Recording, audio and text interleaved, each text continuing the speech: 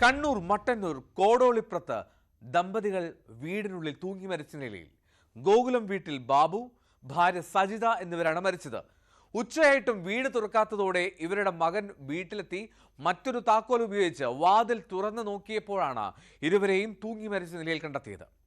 സാമ്പത്തിക ബാധ്യത മൂലം ആത്മഹത്യ ചെയ്തുവെന്നാണ് പോലീസിന്റെ പ്രാഥമിക നിഗമനം.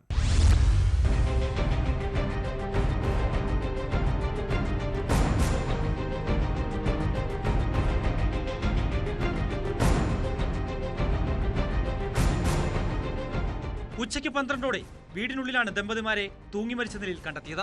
58-കാരനായ ബാബുവിനെ കിടപ്പുമുറിയിലും 55 വയസ്സുള്ള സജിതയെ ഹാളിലെ ഫാനിലുമാണ് തൂങ്ങിയ നിലയിൽ കണ്ടത്. അതേസമയം സജിത ഫാനിൽ തൂങ്ങാൻ കയറിയ കസേരയും മറ്റും ഇവിടെ കാണാനില്ല. ഭാര്യയുടെ മരണത്തിനു ശേഷമാണ് ബാബു മരിച്ചതെന്ന് പോലീസിന് സംശയമുണ്ട്. ബാബുവും സജിതയും മാത്രമാണ് സംഭവ സമയം വീട്ടിലുണ്ടായിരുന്നത്. മകൾ ഭർത്താവിന്റെ വീട്ടിലും മകൻ ഭാര്യ വീട്ടിലും പോയിരുന്നു.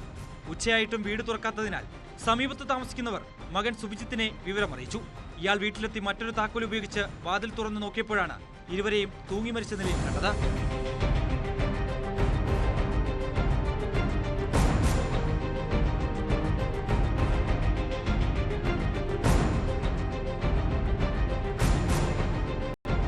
വിദേശത്തായിരുന്ന ബാബു 10 വർഷം മുമ്പാണ് നാട്ടിലെത്തിയത്.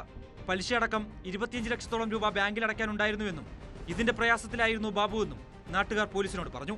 മട്ടന്നൂർ SI CP ലിനേഷിന്റെ നേതൃത്വത്തിലുള്ള പോലീസ് സംഘം സ്ഥലത്ത് പരിശോധന നടത്തി. കണ്ണൂരിൽ നിന്ന് ഫോറൻസിക് വിഭാഗവും വീട്ടിലെത്തി പരിശോധിച്ചു. പോലീസ് അസ്വാഭാവിക മരണത്തിന് കേസെടുത്ത് അന്വേഷണം തുടങ്ങിയിട്ടുണ്ട്. പോസ്റ്റ്മോർട്ടത്തിന് ശേഷമേ കൂടുതൽ വിവരങ്ങൾ വ്യക്തമാവൂ എന്ന് പോലീസ് അറിയിച്ചു.